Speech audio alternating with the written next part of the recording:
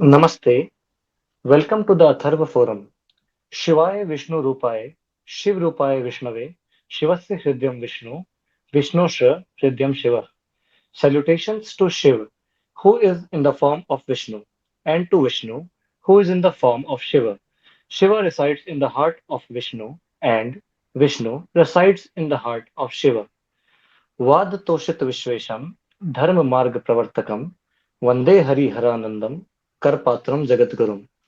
With the premise of Harihar Advait firmly established, and in the reverent obeisance to Dharmasamrat Swami Karpatri-ji Maharaj, whose very Janam Nam Har Narayan and Sannyas Nam Harihar Chaitanya embodies the oneness of Shiva Vishnu. We embark upon today's Atharva conversation with Pranav Vasishta-ji. He is a student of Dharmashastras and has studied the Constitution of India. He has a MPhil in computer science and has deep interest in topics related to Dharma, Rashtra, and Adhyatma. Welcome, Pranavji, to the Atharva Forum. Namaste, Harsh. Namaste. Karpatriji Maharaj has written extensively on a wide range of subjects, including Dharma, Rashtra, Adhyatma, politics, and economics, all in the light of Hindu Shastras. His particular essay, Sarvasiddhānta Samanvayaprakāra, which can be translated as the harmonizing principle of all Siddhantas or doctrines, is the focus of today's discussion. This writing of his primarily deals with different Sanatan Siddhantas and Darshanas and explores how one can achieve a sense of harmony between them all. Before we begin this Atharva conversation with Pranavji, I request you all to subscribe to our channel, The Atharva Forum. Pranavji, please explain to our audience Swami Karpatri-ji's notion of Sarvasiddhānta Samanvayaprakāra. What is the general scope of this Samanvaya? Namostu Ramaya Salakshmanaya Devyaishcha Tasyai Janapatmajayai Namostu Rudraendra Yamanilebhyo Namostu Chandrarka Marutkanebhyaha. As you have rightly pointed out, and in the Nandi Shloka, you have taken the Abheda between Shiva and Keshava. The effort that we see in Swami Karpatri-ji's Sarvasiddhānta Samanvayaprakāra is to posit how the Advaita Siddhanta serves as a ground for Samanvaya between the various Siddhantas that we get from both Nastika as well as Astika Darshanas that are actually available to us and are also in vogue as on today. So before we actually try and understand, say, the sense of this Samanvaya, I think it is quite important to certainly say make one correction in your translation. The Siddhanta doesn't necessarily become a doctrine. It is actually a well argued and reasoned conclusion after a lot of discussion. So doctrines generally are taken as certain kind of prophetic statements. They are not the ones which are well argued. They are the grounds on which you build arguments. So here, insofar as the Siddhanta is concerned, it is a well settled and concluded statement after a lot of Vada and Prativada. And after a lot of debate, that is when one arrives at the Siddhanta. When we look for the purport of any kind of a activity, an essay or kavya, there are certain kind of mechanisms by which our ancestors have given us a way forward to understand what is the purport of the subject matter that we are discussing. So this purport, the appropriate, the word purport is actually used to mean Tatparya in Sanskrit. So when you say what is the Tatparya of Sarvasiddhānta Samanvayaprakāra, we also need to try and look at what is it that Swami Karpatri-ji intended to be its Tatparya. And there are, say, 6 ways or 6 means by which we get to learn this Tatparya from the tradition, which are known as Mimamsa Tatparya Nirnaya Lingas. The first of this Mimamsa Tatparya Nirnaya Linga is called Upakrama Upasamhara. Upakrama is how you begin the essay or the kavya or say anything that we are actually trying to find its Tatparya of. So here the Upakrama of this particular essay is a shloka that comes from Srimad Bhagavata Purana, and that in itself gives us a very clear picture of what is it that is being conveyed.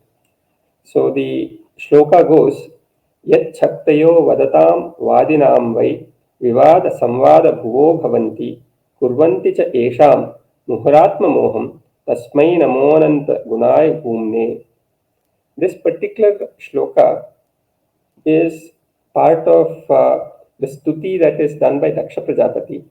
The meaning of it is something that is very important to note. It says, the Bhagavan, who is Ananta Divya Guna Sampanna, I offer my salutations because he is somebody who actually generates a variety of thoughts into the minds of various thinkers, and once they actually are generated in these minds, they also settle into the hearts of these people as if they are indeed the truths of reality, so much so that these thoughts appear to be highly self-contradictory when you actually put them, when you actually juxtapose them, though it is the same Bhagavan who has actually caused these. So it is this particular kind of a very special phenomena that we get to notice, where though the source is Bhagavan himself, and it is he who actually has generated various thoughts in the minds of various thinkers, rishis, to come up with their respective siddhantas. Yet these siddhantas appear to be highly antagonistic to one another, and to such Bhagavan, who is able to actually generate such kind of a reality that we experience, to him I bow my and I offer my salutations. That's the Nandi Shloka or the Upakrama Shloka that this essay is beginning with. And in fact, what is very significant is Swami Karpatri-ji points to this shloka and says that the varieties of siddhantas that we get to see in the current world, they are not very new, that they existed from aeons earlier also, because Daksha Prajapati is one of the earliest Prajapatis, and it is from him that we see the entire creation come about. Amongst the various Prajapatis, Daksha Prajapati has a very special place also. So it is in this light, it is very important to note that this shloka from Bhagavata Purana is how this essay is beginning. And what is it that is being indicated as the Samanvaya, and where is the locus of the Samanvaya coming from? It is coming from that person, that Bhagavan, who is indeed generating all these various siddhantas themselves. So when you are actually looking at the source of this, it is from there that we actually arrive at the Samanvaya, is what is being indicated just by the reference to this shloka to begin with. So just to complete this this point on the Tatparya Nirnaya Lingas, Upakrama Upasamhara is the first of the Tatparya Nirnaya Lingas. So how the beginning and the end, they actually are to be in line with one another, if at all it is a good work of writing or literature. So Upakrama Upasamhara And the second of it is abhyasa. So whatever the author intends to convey to the reader, listener, it is repeated over and over again. So the sense of this Samanvaya is also conveyed throughout this essay over and over, and it is actually done by positing the Advaita Siddhanta as enabling that possibility of Samanvaya. Third of this is called Apurvata.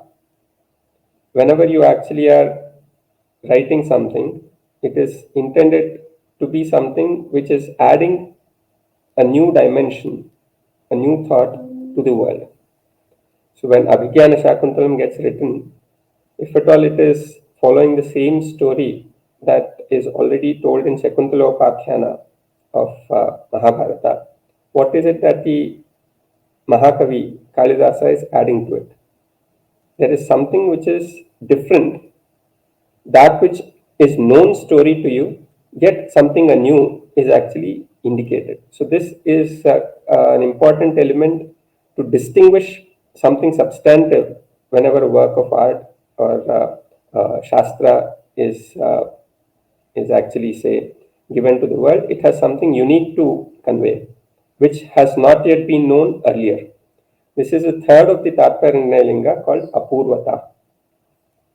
The fourth in this sequence is what is the fruit, the phala of this particular attempt that one is actually striving towards. So that fruit, and the moment you know what is the fruit of it, you also know. For example, if you are reading Arthashastra, you are actually looking at in what manner is Artha to be obtained. So that is the phala which has to be repeatedly noticed insofar as the entire text of the Arthashastra is concerned.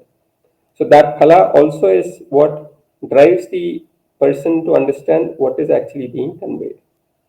Then fifth of these Tatparya Lingas is what is known as Arthavada. So whenever we have several shlokas, several stotras, at the end of it you have a phalashruti. And similarly, there are many instances where our elders tell, do something, and in order to convey that needs to be done, they'll also tell you a story. They'll tell you something to boost your kind of interest in doing that particular thing which is asked to be done. So all those things are not directly telling you what to do, but they are actually encouraging you to do what is actually told to be done. So Veda has Vidhi Vakyas, which convey this is to be done, this is not to be done, and Nishedh Vakyas. And corresponding to that, you'll have a particular story that actually gives you a certain kind of boost to say that, look, if you do this, then you will get this. And earlier, somebody has done this, and he has actually obtained it. So why don't you do it? So this, say, a story which is actually conveying to give you a boost to come and do something is called as is that part which is the Arthavada. So even in a given text, there are several kinds of not direct things which are there, but some supplementary kind of stories and arguments which primarily are indicating to do something. So this is also one of the Tatparya Nirnaya Linga. So Linga is that which is a sign, no? So you actually find this as a sign to try and relate to what is the Tatparya or the purport of what is actually being conveyed. And the final one is called as Upapatti, which is given the entire text, what is the kind of a reasoning which is actually present in the manner in which what is conveyed to come up with what is the purport of a given text. So these are Tatparya Nirnaya Lingas, and if you look at, say, what this essay Sarvasiddhānta Samanvayaprakāra is conveying, it is actually right in the beginning pointing out that why do there exist several Siddhantas, and having actually conveyed that there do exist these several Siddhantas, not just that we see today, but right since the Anadikala. And that is in the very nature of how the world is. So there is nothing new to attempt to see a Samanvaya. Samanvaya is present, and it is now that we are actually discovering it. And how do you do that?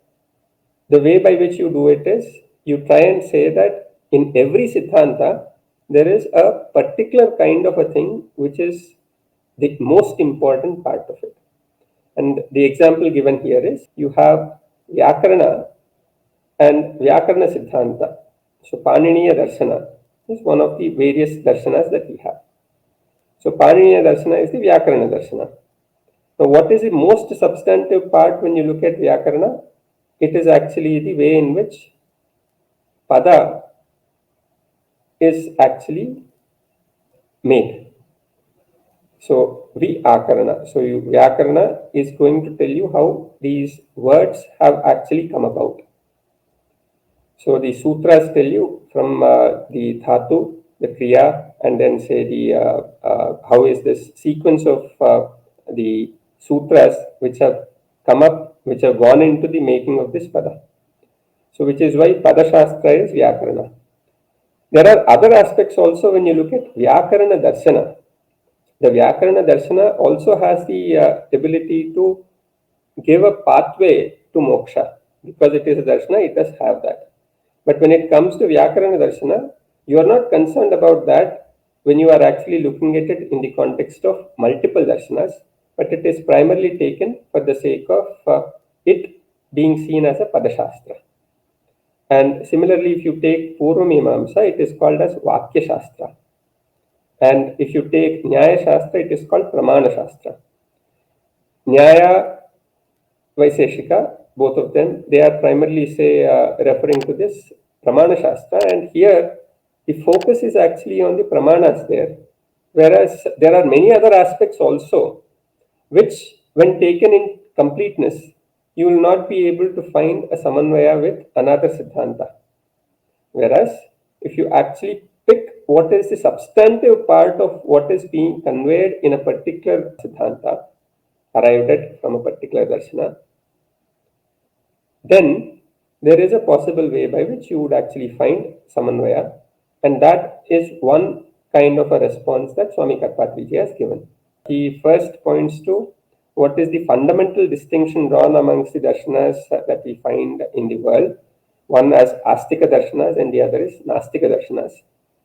The ones which actually are indeed, say, they grow on the strength of Veda, they are grounded in Veda and are actually generated from Veda, and the others which actually reject Veda.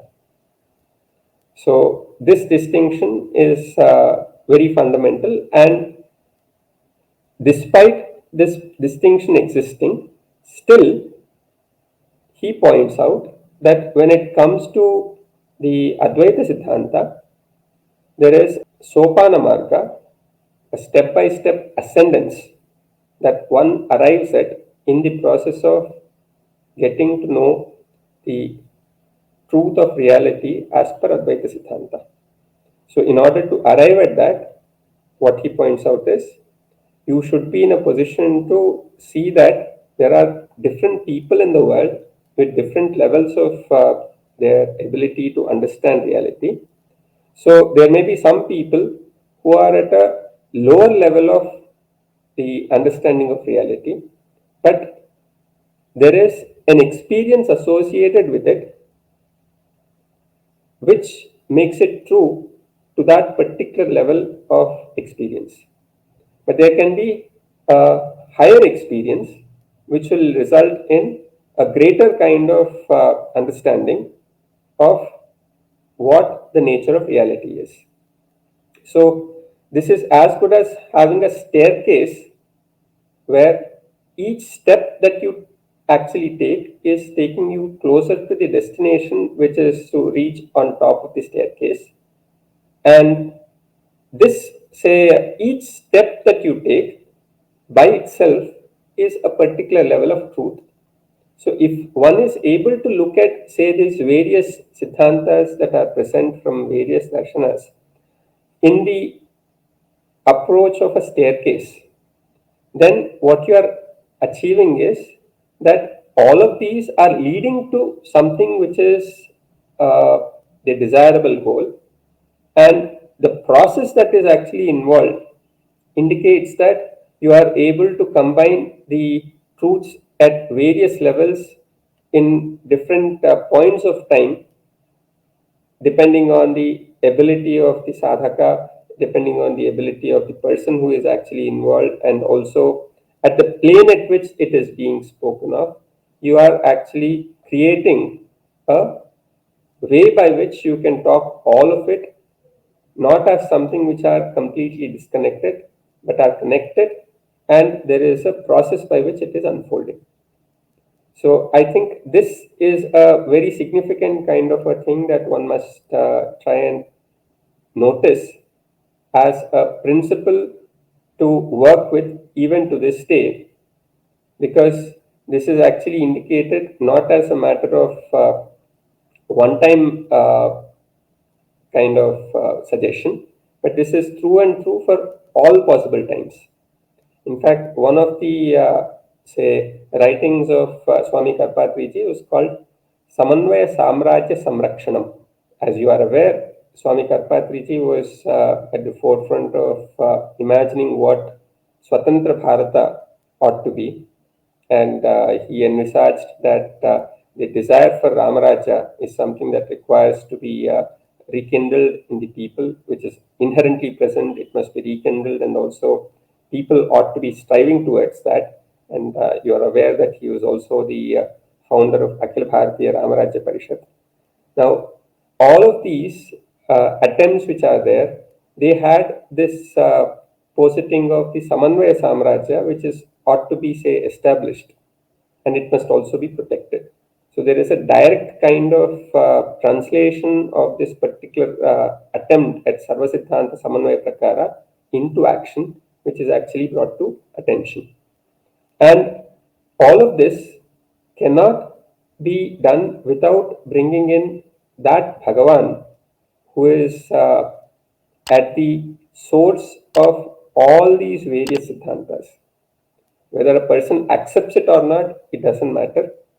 But it is that which is at the core is what is highlighted by pointing out various, say, Drishtantas, various kinds of examples and also arguments that you find in this particular essay. So I've taken a little more time than normal, but I hope, say, this responds to your question.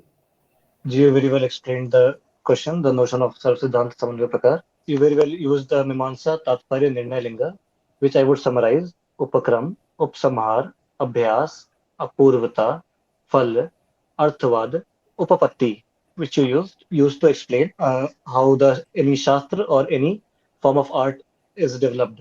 You also mentioned of the Sopana Krama or the staircase. So my next question would be that in a perfect world where only one philosophy or religion prevails, society would be well ordered, but it is impossible to achieve such. Dvait, Advait, Vaishnava Shaiv, or Agama Nigam, these darshanas being per contra to one another fall prey to Sundopasundanyaya. In view of the essay by Karpatri-ji, how does Uttar Mimamsa, Advait as a perennial principle contribute to the attainment of harmony between these various systems? How is Advait through Sopana Krama to be compatible with these other Siddhantas? It is important to talk about the Sundopasundanyaya, which is actually indicated. So you find the reference to these Rakshasas, Sunda Upasunda, who, in order to attain their respective desire, they actually are pitted one against the other.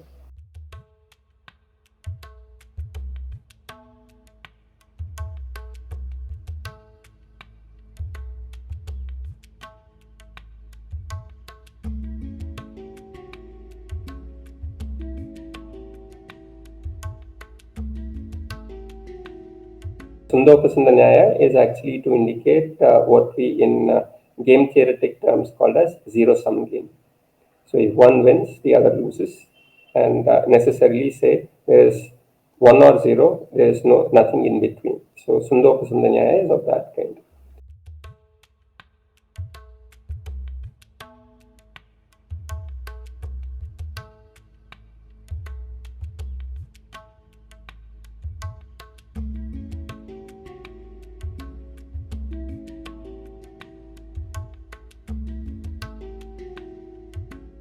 If you are talking about harmony or samanvaya, which is made possible, then you are taking everyone along, and everybody has a due place according to them, according to what is appropriate to their respective kind of a understanding. And it is this that is actually the kind of a Sopana Krama that is spoken of. But possibly here I should also say that the Sopana Krama that is offered by Swami Karpatri-ji need not possibly be the one that everybody accepts also. So Swami Karpatri-ji is necessarily a proponent of Advaita, Siddhanta Pravartaka. He has indeed pointed out how Advaita fits the bill. Now, you could also find that somebody else, let's say a Jaina, comes forward and says, look, you could also possibly say, take into account all these various Siddhantas, and this is my way of trying to posit a quote-unquote Samanvaya. So this is not something which is impossible, and it indeed had happened in the past also. So there are many instances that you find which have been practically demonstrated in our country. If I remember it right, Raja Bhoja had a particular way of say Samanvaya that he did amongst Buddhists, amongst Jains, amongst Shaivites, and amongst Vaidikas. So there's a specific shloka also that was referred to in my conversation with the recently awarded Padma Shri winner, Dr. Bhagavatilal Rajpurohit. And that's something which is, the point is to say that the way in which Samanvaya is done, is arrived at, could be different in different instances. So when it specifically comes to this particular, say, approach that Swami Karpatri-ji has given us, there is other important aspect also to notice that there is a Brahma Sutra called Tattva Samanvayat. This particular sutra has been commented on, and it is here that the Tatparya Niranaya Lingas have been specifically brought into picture in, say, the study of Uttar Mimamsa. And what we also need to note is that the manner by which, say, Samanvaya is spoken of, it could be within a particular text, could be across various texts, and also in reality. So, what is the Sopana Krama, and how is it that Swami Karpatri-ji is positing this particular thing? And in fact, there is a text by Adi Shankara, it's one of the Prakarana Granthas called Sarvasiddhānta Samanvayaprakāra. So, in that text, there is a specific reference to various kinds of stages of the truths of reality. So, and since the entire effort is to understand the nature of Atman, what is Atman, and in what manner is the Atma Tattva Viveka is arrived at, there are, say, certain kinds of Vedic injunctions where it is, say, stated Atma Vai Putra Namasi. So, the father tells this to the son, Atma Vai Putra Namasi. So it is I who is born as you. So as the Putra. So now point is, there can be a person who can say that here is a reference to a Vedic injunction, Atma Vai Putra Namasi, and say that where is my Atma? My Atma is actually in my son. Now, when somebody says my Atma is in my son, that is considered to be of an inferior kind of an understanding, and it is something that requires to be overcome by something which is more substantive. And it is in that that if you find a Charvaka who actually holds that his Deha is the Atma. So, in relation to that of a person who says, my son is my Atma, a person who says my body is Atma is better. So there is a sequence of what is actually better, which is conveyed with the conscious knowledge of what is actually the true nature of Atman. So the moment you actually say what is the question is what is the true nature of Atman, there are several kinds of responses that one finds insofar as these various darshanas are concerned. So Charvaka is saying that Deha is Atma.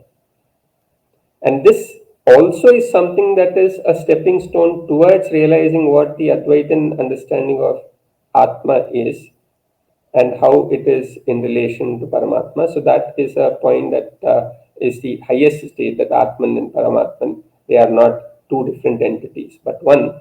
But this sequence of arriving at that also includes first to move over this thought that Putra is Atman to my Deha is Atman, a step further. And in fact, there is a specific reference in this also with respect to the Annamaya Kosha, Pranamaya Kosha, Manomaya Kosha, Vijnanamaya Kosha, and Anandamaya Kosha. So the plane at which the truth actually is present and which kosha to which it belongs to is also pointed out. So in this Prakarana Grantha that I referred to of Adi Shankara, Sarvasiddhānta Samanvayaprakāra. So there is this very specific reference where starting from the Dehatmavadin, the next one would be if somebody says it is not the Deha, but something more subtle. And as you know, Deha has the Pancha Jnanendriyas and Pancha Karmendriyas. But there is the 11th Indriya, which is more subtle, which is Manas. So somebody who says that Manas is Atman is actually moving a step further in terms of the refinement of what this nature of the true understanding of the reality of Atman is. And someone who goes a little further might say that Buddhi is Atman.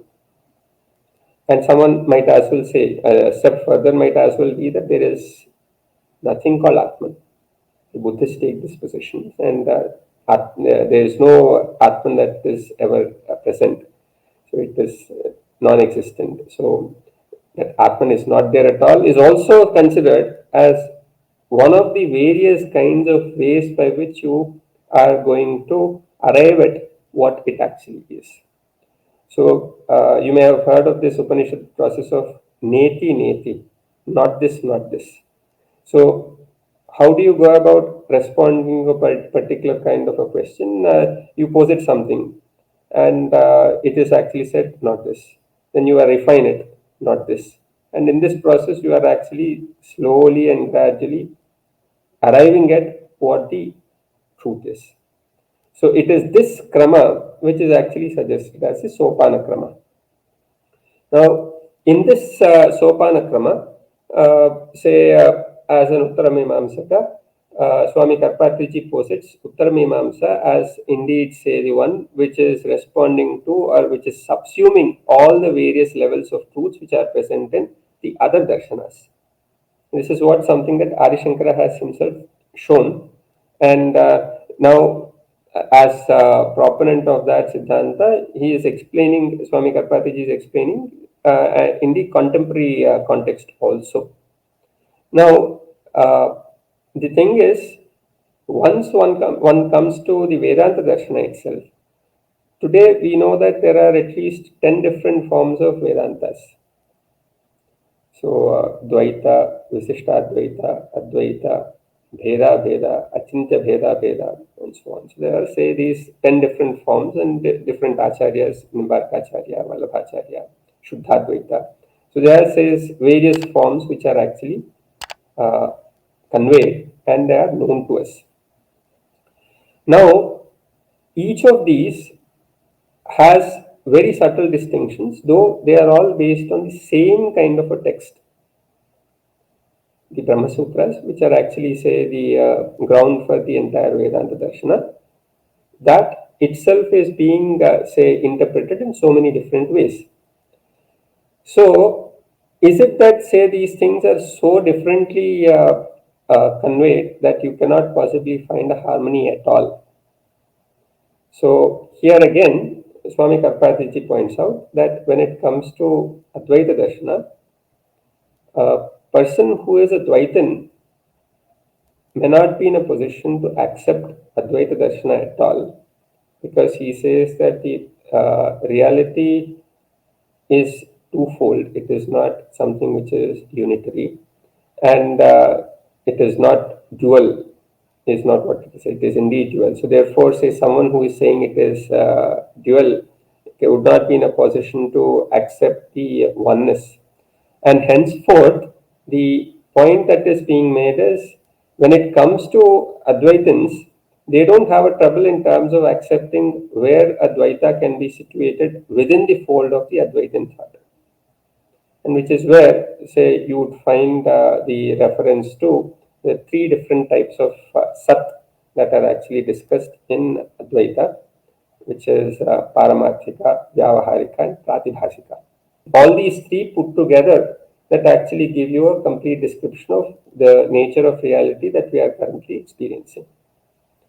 So the point of the duality is accepted as true at the plane of Vyavaharika Sat, whereas it is not true in the plane of Paramarthika Sat. And this distinction is something that is a very refined manner, is what Swami Karpatri-ji argues by presenting Advaita as that which harmonizes all the other kinds of Vedanta Siddhantas. So what is he pointing out? He says that, look, as opposed to that of Visishtadvaita or the Shuddhadvaita and these other attempts which are made, you will be in a position to notice that the nature of reality can be better understood by positing this different planes of truth with which one is operating. Now, one might as well say that there are better ways of doing this by just shifting that, say, possibility of providing one single ground by which you would try to appreciate the entire thing without positing these three different types of Sat. And you say that this is, one can say that this is actually a matter of excessive usage of classification. Can you not shorten it? So in terms of theorizations, one can as well posit that there can be a better theory than what is already present, and there can be debates which are surrounded on insofar as, say, which is a better version and so on. So and these are ongoing debates. But key point also to notice is, why is it that, say, these different kinds of things exist in the first place? When it comes to Uttara Mimamsa or Purva Mimamsa, both of them actually accept the Anaditva and Apaurushayatva of Veda. And it is the Veda itself, the Veda Vakyas itself are so multifariously present that in some kinds of Vakyas, the nature of reality is sounding as if it is dual. And in some other instances, it is non-dual, Advaitam. So if you insist that, say, now a person who is Advaitam, one might as well say that all those statements which are actually present in the Veda, which are indicative of the Advaitam reality, they are secondary to that of the other, say, Vakyas which are present within the Veda. That is one kind of a way by which you are also trying to bring about a harmony in the interpretation with respect to the same Veda. So one might as well challenge the person and say that, look, what you call as primary and secondary, I don't think that is correct. There is a different way of positing it. And this kind of separation isn't something which is a meaningful attempt. You could possibly do it the other way. And this is the cause for finding various kinds of differences that you find from various acharyas in the manner in which they actually try and exposit what the Veda and the Veda's Sara is. So Vedanta Sara is what you find in the Uttara Mimamsa. So therefore, that essence is actually explained through these means. If you look at, say, the chronological way in which these Siddhantas have come about, Adi Shankara's Advaita is known much before, say, Madhvacharya's Advaita Siddhanta. But then, in the sequence of how Swami Karpatri-ji would put this Sarvasiddhānta Samanvayaprakāra, he begins with Dvaita and then brings in Visishtadvaita. Though, in terms of chronology, you would find that, say, Visishtadvaita predates that of Madhvacharya's Dvaita. It's a different story that each of these acharyas would say that we are not proponents of this from our times itself. This is already present in the Veda, and it is only that, say, it is there since times immemorial, and we are just highlighting what requires to be known. So, the sequence of how this is done is not done chronologically. It is actually done in a manner in which it brings out this particular kind of a sequence. And you would find a similar kind of an approach if one looks at Sarvadarshana Sangraha by Sayana Madhava, written in the Vijayanagara Empire, 14th century Common Era, where there are 16 darshanas that are actually discussed.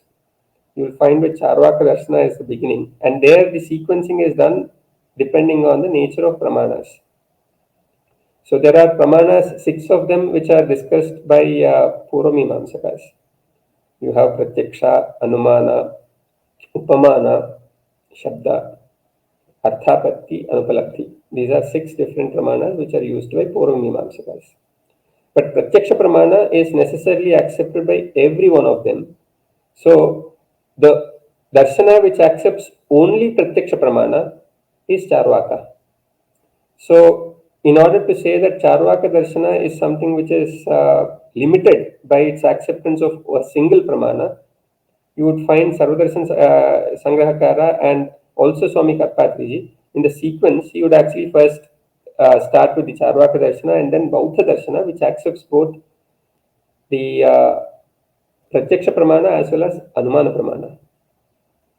And the Anumana that you find amongst the Buddhists, that is found to be something which is of a limited order, which Arhatas, that is the Jainas, they actually say that, look, if one has to explain the causality of a seed to its, say, a seed which is sown in the soil and it actually germinating and then growing into a tree and giving a fruit, one has to explain this entire thing using, say, the Buddhist principle and the causality, how it is done. That is actually a thing which appears to be, say, a lot more tedious. So therefore, say, one needs to accept the presence of Atma. So this is a certain kind of a refinement which is brought in the nature of the Anumana Pramana. So Anumana is the nature of inference that one does, but that inference itself is not actually universally the same. The manner of inference that is done by the Buddhists is not the same as the manner of inference done by the Jainas, is not the same as the inference done in Nayayikas, not the same as done by Mimamsakas, not the same as done by Dvaitins, and not the same as done in Advaitins. So there is a very subtle kind of way by which the manner in which how you define Anumana Pramana to be, that itself is something which is altering. Though after a period in time, since we already mentioned that Nyaya Vaiseshika, Nyaya is called as the Pramana Shastra, and post Navya Nyaya, everybody started accepting the definition of the Anumana Pramana as per Navya Nyaya. And though you would find that, say, in Dvaita Vedanta, they specifically tried to refine these definitions made by Navya Nyaya also to indicate that this is a better form of Anumana Pramana's definition. So there is a constant kind of debate that you find in this sequence. So, like this sequence of Pramana, starting with Charvaka having only Pratyaksha Pramana, and then further, say, Baudha with both Anumana Pramana and Pratyaksha Pramana, Jaina with both Pratyaksha Pramana as well as Anumana Pramana, but Anumana Pramana being grounded on a different nature of reality as understood by the Jainas. And then when it comes to, say, Nayayikas, they actually posited that there is no a single Atma, there are multiple Atmas. Atma is not singular. It is actually, say, having number also as one of its features. So you find that this Atma is different from that Atma, that kind of formulation that Nayayikas have had, which is not the same as what you would find Mimamsa does, right? So the manner in which, say, each of these technical terms, how they actually try to further what is the Siddhanta that is present with respect to each of these darshanas is a fascinating kind of a analytic study in itself. So if one has to look at the what is the analytic tradition in the Bharatiya Jnana Parampara, one has to look for the subtle distinctions that are present in the manner in which these Pramanas are discussed within each of these darshanas. And what Swami Karpatri-ji has done is to give that kind of unfolding that look, even within the kind of Vedanta matas that are existent, with respect to how you deal with those questions that are referring to the multiple truths that the Veda is seemingly giving. It's not that, say, if you speak about entire Vedic Vangmaya having Ekavakyata, then you should not be saying that, say, there are multiple truths that are present in there. Then you would actually be saying that all these truths must be, say, accepted as true, which will be something like what the Jainas do. But that's not how, say, the Purva Mimamsakas would accept. They say that there is a very specific kind of truth which is indicated, and it is not something that you can actually say is vague. You have to accept this also, you have to accept that also, is not how it is. All of it is actually conveying something which is underneath all this, which is unifying all this, and that is the Ekavakyata that is present. It is this sense, if one has to actually arrive at, then how it is that it has been attempted in the past has been briefly, say, hinted upon to direct us to actually understand that who would be the person who would be in a position to do this. One has to actually be in a position to Sarvasiddhānta Samanvayaprakāra through this prakara that is actually indicated. Then one ought to be striving towards, say, seeking that sense of satya, which is the, say, the truth of the reality, which is swatantra. And who can be swatantra? Necessarily none other than Bhagavan himself. So what is the sense of this Bhagavat Tattva is what the essay gradually expands on. And how is this Bhagavat Tattva understood in respect of the Advaita Siddhanta? So having pointed out that, it is also pointing out that every human being is indeed striving towards Ananda and the sense of Swatantrata. And this sense of Swatantrata is best arrived at only when we actually are in a position where we understand the truth of the Advaita Siddhanta and realize it in one's own life. So that path is what is opened up. And one of the key aspects that one also finds this text, the essay also discuss, is that of how Bhagavat Prema is considered as a very important kind of the kind of pillar that one has to hold on to in order to attain that sense of Swatantrata. And here again there is a very important point which is pointed out, because Dvaitins and Advaitins might have, say, fundamental kind of disjunction to start with. But the purpose of Dvaitins is not to establish that particular, say, distinction. Their purpose is actually towards attaining that sense of bhakti within them, which should ensure that Bhagavad Prema fills their entire heart. So it is in that process that they are actually desiring to be the Dasa of Lord Vishnu or Lord Shiva, and correspondingly say serve and fill themselves with the sense of prema. So because it is Bhagavad Prema, and that is something which has got in no manner any kind of it has not no disharmonious effects insofar as the sadhana marga of an Advaitin also. In fact, Bhagavad Bhakti is considered as independently required, despite, say, the desire for jnana and so on. In fact, there is one reference to Appaya Dikshita, referring to say, how is it that one gets to experience the truth of the Advaita Siddhanta.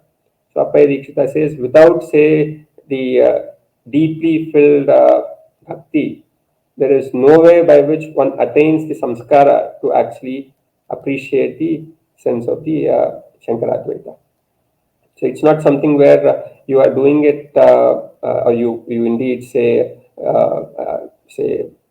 posit a logical approach and apparatus and you attain it. That's not how the Advaita Siddhanta is itself conveying. It is something that requires to be learned out of the experiential, appreciation from within. It is this sequence that you find the text try and elaborate on. How Charvakas believe that their they is the Atman, and how that is better than believing that the putra of somebody is the Atman, and then you further expand on it by the Manas is the Atman and the Buddhi is the Atman. Uh, Advaitins are very often blamed that they lack any prem bhav or ras for the Supreme Being. So you counter that as well by explaining how Bhagavad Bhakti is important in Advaita Marg as well. And so you mention a point about like should other darshanas apart from Advait attempt a Samanvaya, other darshanas besides their own, and if they are attempting the Samanvaya, what is the Maryada that needs to be kept when making an effort at such a Samanvaya?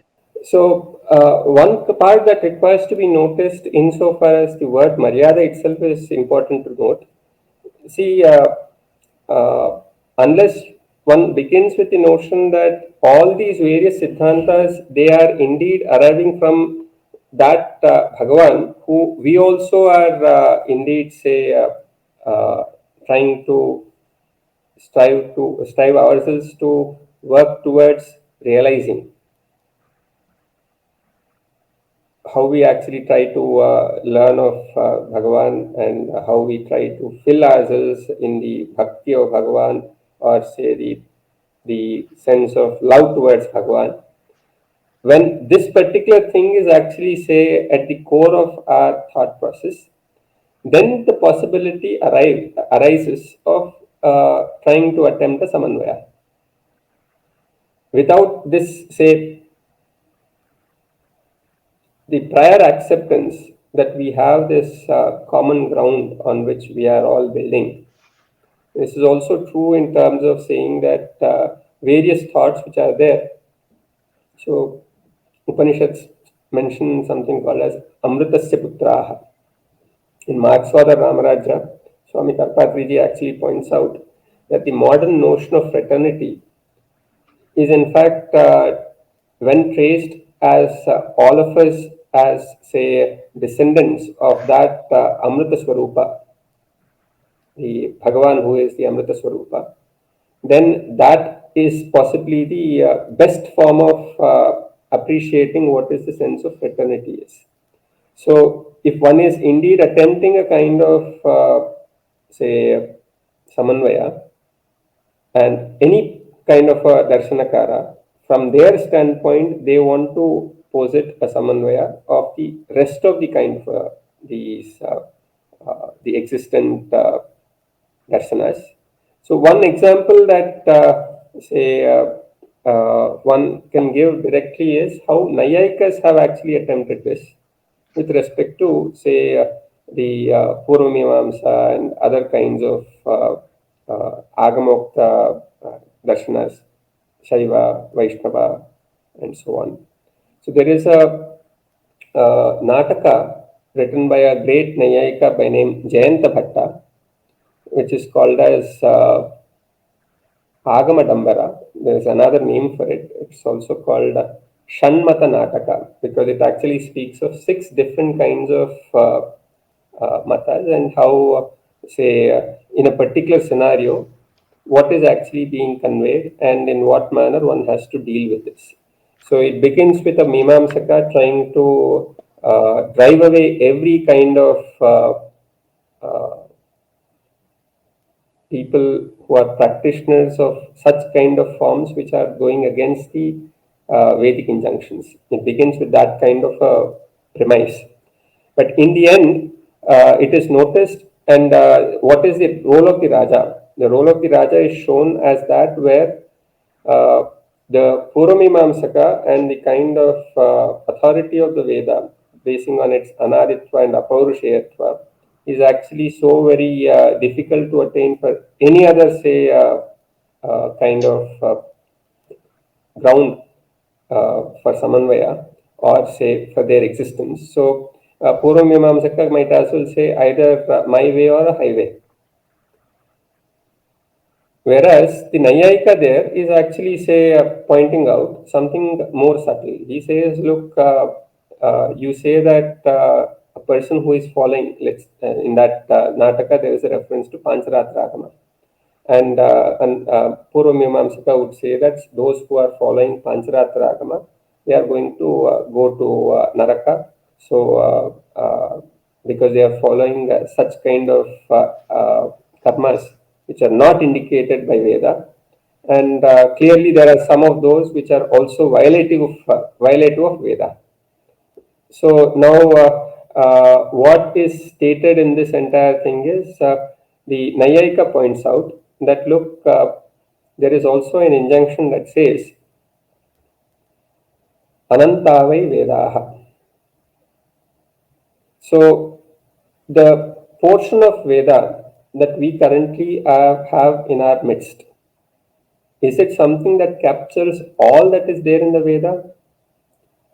Everybody says no, we have actually lost it. So we have a very particular kind of specific reference from Patanjali's Vyakarana Mahabhashya, where it is stated that Rigveda has 21 shakhas, of which today you have only 2 of them which are surviving, and of the second one also not completely, Shakala and Bhaskala amongst the Rigveda. Similarly, say Samaveda is said to have had 1000 shakhas, of which today you have hardly less than 10. I do not recall the exact number. There are at least 3/4, Pranayaniya, Kautuma. There's a couple of others that you would find amongst the Samaveda shakhas. So, given this kind of a situation, how can one be very sure that what the Pancharatragama is indicating could possibly be a recollection of the Lupta Veda, or that Veda which is lost? Lost in time, not that it is actually lost. Currently, we do not have the memory of it. So this sense of the openness is actually brought in by the Nayayika's argument. The Nayayika says that while it is true that Veda is Anadi and Apaurushaya, and I accept it, the Apaurushayatva by itself cannot mean that the Veda can be brought to societal use without some agency. There should be some agent through which Veda is actually brought to people. You and I are human beings, and if we are to learn something, it is through some agency that you actually learn. That agency could as well be some divine being. But when you say Apaurushayatva of Veda, you are saying, it is not even Bhagavan who is actually authoring the Vedas. So not even Ishvara is the author of Vedas. Whereas a Nayayika's position is that Veda is not Apaurushaya, it is Paurushaya, Who is the Purusha? They say Ishvara. So Ishvarokta Veda. Whereas you will find Purva Mimamsakas say it is Ishvariya Veda, not Ukta, Ishvariya. In the sense that the Nishwasa of Bhagavan is what actually, Uchvasa and Nishwasa, the exhalation of Bhagavan is what actually that gave Vedas, is what is the manner by which Purva-Mimamsakas explain the way by which Vedas have come about. Now, the key aspect in this is that the moment you actually say that it is through some agency, then you have actually blunted this sharp sword of Apaurusayatva, banning the practitioners of all those who are existent. And what Nayayika said is, the niti would be that you may be right in saying that those who are following such karmas which are not present in the Veda is not dharma. And those who do not follow dharma, they might as well go to Naraka. You might as well be right in that. But that does not give you a particular kind of authority to try and stop the other from following what they believe is what they received from their respective ancestors, which is what is the Agama. So they are following their respective kind of parampara. So a person who is Purva-Mimamsaka, who is staunch believer in the Veda, is not to indeed say interfere in the practices of the other. And Rajaniti would necessarily mean that you draw this line, which is what is the Maryada. You say, individually the Purva-Mimamsaka can as well say, look, all the Pancharatrika Agama followers would go to hell. They will go to Naraka. You can say this. It's a Siddhanta based on which you are making this. But that does not by any means give you the authority to stop the other person from doing what they think, because you are now in a position of power, let's say a position of physical power or political power. Why is that so? Because just as Veda has been received by you through some agency, which the Nayayikas call as Ishvara, similarly, if somebody else says that we have received it through some Agama, and the originator is someone who is a divine being, or say a Bhakta like Narada, then the treatment that a Purva-Mimamsaka, or the respect that Purva-Mimamsaka gives to Veda, a similar kind of a respect must be given in all aspects of public space interactions, insofar as the way by which one operates in conjunction with those who are practitioners of that particular Agama. So, this particular Nataka also has a very important point that it also makes. And it says that the Mimamsaka in the Nataka is very pleased with this kind of a distinction drawn. He says that while my own view of what dharma is not violated, I appreciate this niti that you have given me. So the niti is actually drawing the way by which the harmony is situated between those people who follow what they think is dharma, because a person who is following the Agama, they would say that my dharma is as per what my parampara is telling me. That is the achara that I am following. Whereas a Mimamsaka would say, I would accept it to be dharma only if it is Veda Aviruddha. So this Aviruddhata is not with respect to say the Lupta Veda. It is with respect to the Veda that is actually still prevalent, and you do not require anything more than say what is already prevalent in order to recognize what is the one that is not violative of what the Veda says. So this Aviruddha part is a very interesting kind of a ground on which you would find argumentation grow. So how does Maryada come about, or how do we place this sense of Maryadas in society? That has to deal with this kind of principles which are actually brought to the fore. One is the point of Anantave Vedaha. The other is that there is a Ekavakyata in the entire Vedic Vangmaya. And then you also say that Sve Sve Karmanya Virataha Samsiddhim Labhate Naraha Swakarmana Tamabhyarcha Siddhim Vindati Manavaha. So what you indicate is that every person is actually to follow their respective achara that is actually prevalent in their family to start with. So this particular kind of achara that comes to me is what I follow because that is what I am actually born into. Now, what is dharma there would be a separate exercise where the Mimamsakas would categorically say that only that which is Veda Viruddha is dharma. And those who are indeed, say, interested in dharma, they would also have to try to see what is that which is Veda Viruddha. And in respective acharas that they are practicing. And it is suggested by the Mimamsakas that every person in the world are to strive towards ensuring that whatever they practice is either Veda Sammata or it is Veda Aviruddha.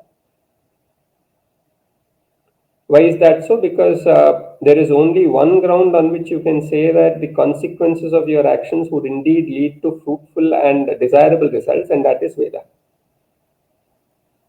So every other kind of a thing is not having that kind of a thing, is the kind of the ground on which the Mimamsakas rest their entire position.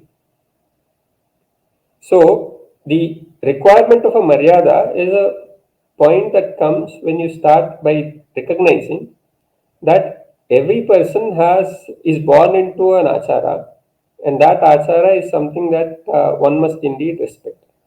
So I'll tell you, for example, there is some Hindi movie where the protagonist character is actually having let's say, I think it is, there's this kind of tattoo made on his hand that my father is a thief. Mera baap chor hai. Okay, now, in the society, if at all you find the son of a thief, to point out to that son that, look, your father is a thief, is not Maryada. Because the son, irrespective of what the father has done, must not actually be pointed out as if, say, he is somebody who is a criminal's son. That would not by any means do any good either to the society or to the particular boy concerned. The Maryada would actually mean that the boy should be shown what are the good features of the father, and you do not highlight what is the negative part, and encourage the son to actually follow the good deeds and build his character on what is societally acceptable also. So how does one understand the nature of the question of Maryada is a very significant aspect of our societal making. And that generally is understood only by looking at what the elders tell you. So most of these Maryadas, they are actually built from the childhood as one tries to develop the way by which you deal with several distinct kind of scenarios, situations in life. When it comes to Samanvaya, there are some instances, some extent to which Samanvaya is possible, beyond which it is not possible.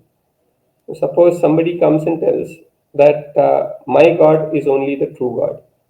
There is no one else who is God at all. Suppose somebody comes and says this. You cannot reconcile this position with any other means,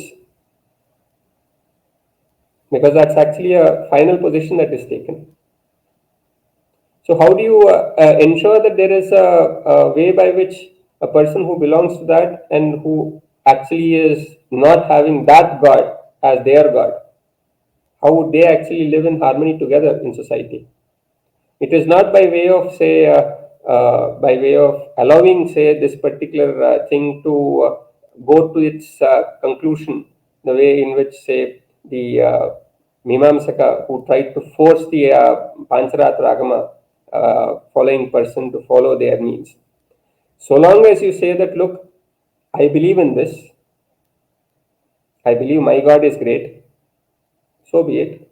But I also think that you would think that your God is great too. My God is great to me, and you would believe that your God is great to you. I am not believing it. But I am believing in the principle that what I come to think for myself would be similarly true of you also. And there is a famous shloka from Mahabharata which indicates, and in fact it is also present in several proverbs, that which you think is good for you is also something that you think that the other feels is good for them.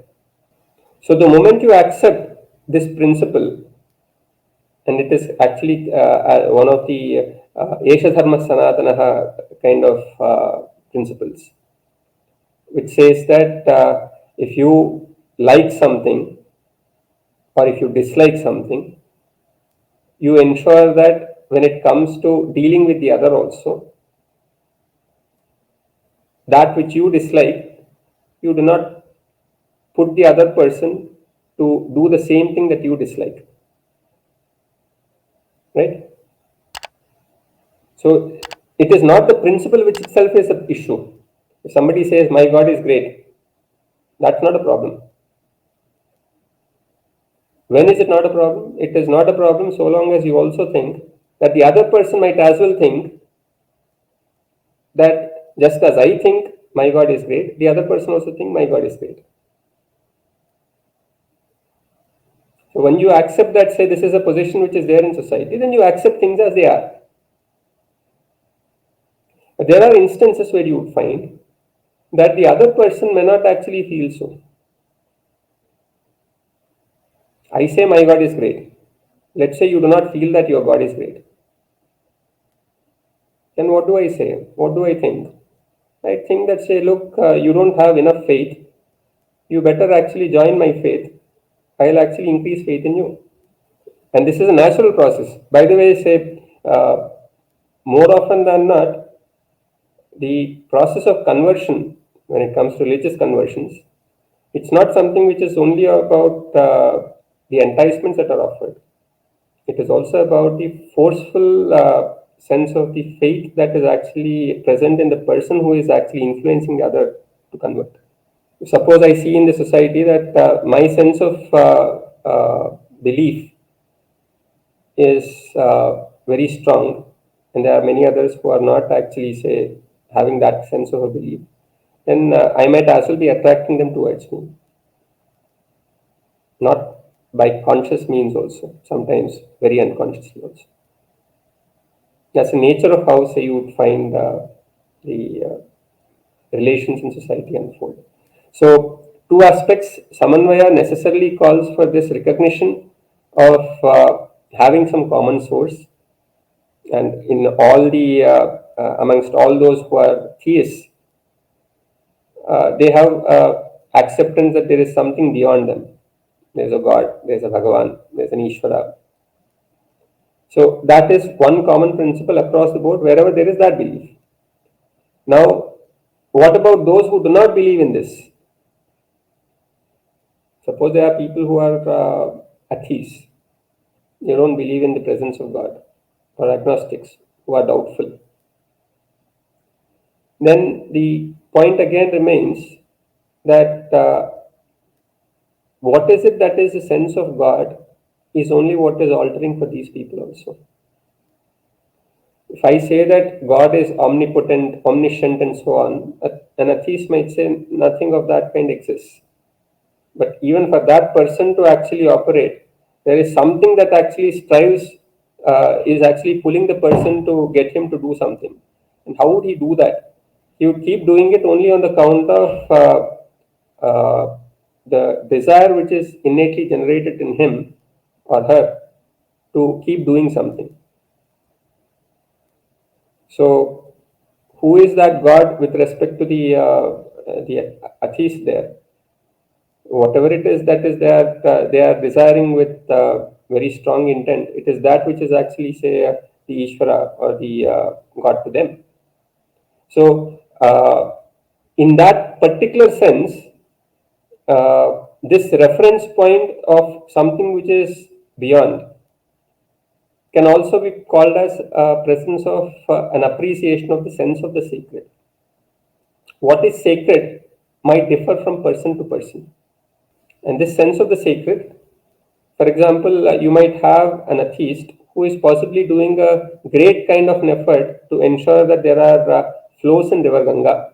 He might not believe that Ganga Mata or say the Advaita Harmonizing of Ganga, but he believes that, say, the flows in Ganga must indeed be there.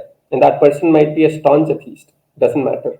But for him, that principle of the flows of river Ganga is what actually is sacred to him, and he is ready to strive to put his entire life onto that. Such a person, though he calls himself a staunch atheist, meaning that, say, he doesn't believe in any higher God, for him, the nature of God is actually found in the nature of the activity that he is striving towards, which is to ensure that there are flows in the river Ganga. Right? So this sense of the sacred and its wide variety of applications, once we start appreciating it, we'll notice that the moment that presence of the sense of the sacred is common across the board, then Samanvaya to the extent possible and Maryada in terms of operating while respecting the difference and the distinctions that one has with the other becomes possible. There is a slok from Valmiki Ramayana, Loke nahi sa vidyet, yo na Ram Manuvrata. There is no one born in this world who is not a devotee of Lord Ram. This seems to remove the bhed even between the atheists and the Abrahamics. So this is established that it is the nature of man and the Atma to seek divine. Moving further, to conclude this conversation, and I would like you to speak the concluding lines. In fact, one aspect that I wanted to convey, which I did missed in the previous discussion on the Samanvaya and the reference to Agamadambara, is that different kinds of belief systems, quote unquote religions, they do not try to have an intermixing of the karmakanda in their respective activities.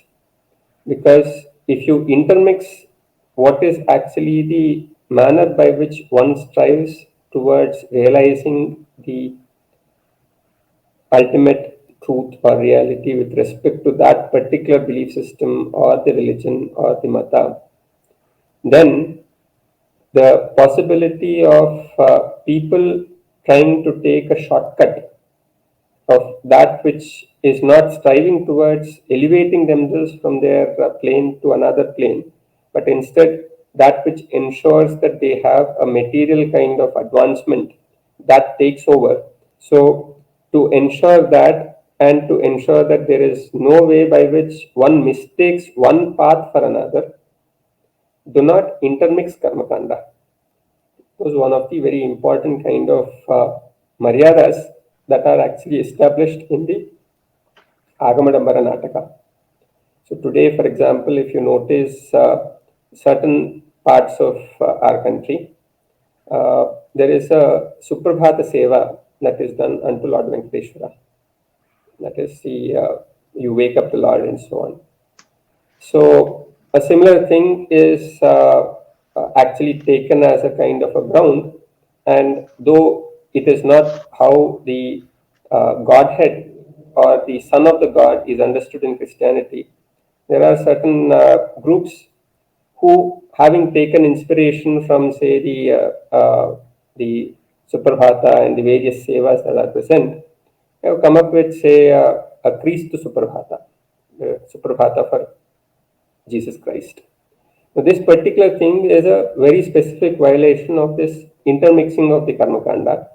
But that kind of an intermixing can indeed cause a lot of confusion, which would indeed ensure that attempts towards Samanvaya or, say, establishing Maryadas, that gets defeated in the first place. But that is the kind of reality that we are living in today. So we'll also have to recognize this aspect to start with. And the specific point about why is it that, say, there is nobody in the world who cannot but follow only Rama's footsteps. That particular, say, Valmiki Ramayana's Vakya is uttered by sage Vasishta when Rama is actually has decided to go to the forest. Dharma is, of course, that which is defined as dharayati iti dharmaha, dharana dharmaha. So that which holds on to the entire world and so on. But at the same time, when you look at Vaiseshika's understanding of dharma, dharma is also a property. What is the kind of property that it has? It is something which actually is inherently present in something. So, for example, if you take salt, salt has a dharma to dissolve in water. And similarly, fire has a property that it always is actually, say, directed towards the akasha. Water has a dharma that it always flows towards the line of slope. So where the slope is, that is where the water flows. So when it comes to the question of why is it that nobody, irrespective of whether one is quote unquote Hindu or somebody else, everyone follows Rama, is because he being the embodiment of dharma, and what that dharma is to be noticed with respect to the individual's presence in the world, the kind of parampara that one comes from, the kind of context in which one is placed. How would you at all recognize what that dharma is without at all following what Rama has shown? This is one way to as well look at that particular statement. And the other aspect is that when it comes to, say, Samanvayaprakara, one indeed has to notice that if at all there is any Samanvaya that one can indeed strive towards, it is only by having that kind of Gadha Shilata that someone like Rama has shown. So if you have to be a Satyavrata, you maintain a Satyavrata, the manner in which Lord Rama has actually shown, then that particular kind of quality in itself opens up an entire, say, sadhana marga for an individual. I'm only speaking of one of these various, say, 16 gunas. So that Valmiki begins by asking Narada, Konvasmin Sampratam Loke, Gunavan Kascha Viryavan, Dharmajnascha Kritajnascha. So that sequence of 16 gunas that are there. Even if you pick Satyavrata as the only one that is there, not the rest of the gunas, that single thing itself would open up a huge space for one to as well strive towards appreciating and having an ascendance in terms of our own appreciation of what reality is. And that moment, once that kind of a quest begins, then the individual ascendance shall itself show the path towards the Sopana Marga, that from the standpoint from where one is beginning, one might as well begin from, say, fifth of those steps. You might as well have crossed those 4 steps earlier because of your samskara in your, from the Purva Janma and so on. So, from wherever you are, that particular Sopana Marga opens up, even if at least one aspect of the gunas of Rama is picked up. So I'm sure that, say, you have noticed, and possibly there's a lot of noise also when somebody says Ram, like Sir Muhammad Iqbal said, Ram is Imam-e-Hind. So Imam is the leader for a particular kind of the call that you would find insofar as the Islam is concerned. So the Hindustan's leader is Ram, is a sense in which Sir Muhammad Iqbal tried to bring in the context of civilizational context of Ram within the Islamic fold. That somebody might say that this is actually, say, quote unquote, to use, say, Rajiv Malhotra's language, digestion that one is attempting. But whether it is digestion or whether it is indeed to try and convey that this is a path that even we have to take, because he is the leader. What do you do? A leader is the one who knows the way, goes the way, and shows the way. So it is in that sense one must follow the lead of Rama. Suppose a Mussalman says it and follows it. Who are you and I to stop? The only point there would be, what is it that you understand of Rama? And that is where, say, a person who is actually grounded in what the Vaidika Dharma that Rama has actually put to practice, one should be in a position to indeed, say, practice it in one's own life and then show that this is what it means to lead a life like Rama. We need to have such exemplars also to be in a position to actually say that what it means to say follow dharma. Oh, look at that person he is leading that life. It's not something which is written in books. One has to show that, and once that happens, that is when, say, you would notice that the others also would start learning from it. Rama did not actually have two words for anything. He always had a single kind of a ground. Word that he has given, he never actually say set it aside, put to practice. Whatever the kinds of difficulties that are there, there is no going back on the word given. Each of these is a quality which is not something which you can indeed to be. I mean, only someone who is Bhagavan, who is Swatantra, can have all such qualities. Is something which is a matter of reality. Yet, to strive to actually realize that is something that Advaita Siddhanta is indeed positing, and it is that which one has to actually strive towards. So what you would find this specific reference being given in the end of this Sarvasiddhānta Samanvayaprakāra essay is indicating. So let us actually end with the let's say prayer unto Lord Rama. Apadamapahaktaram Dataram Sarvasampadam Lokabhiramam Sriramam Huyo Huyo Namamyam. Thank you, Pranavji, for this fruitful and excellent conversation. I hope everybody gained a lot from it and they ultimately got introduced to the wonderful essay by Swamiji, which is the Sarvasiddhānta Samanvayaprakāra. And I hope more people would look into the original text and gain a lot more from it, and that would be applied to the present context of our country. So, with that, I would wrap up. Please subscribe to Atharva Forum. Jai Shri Sitaram.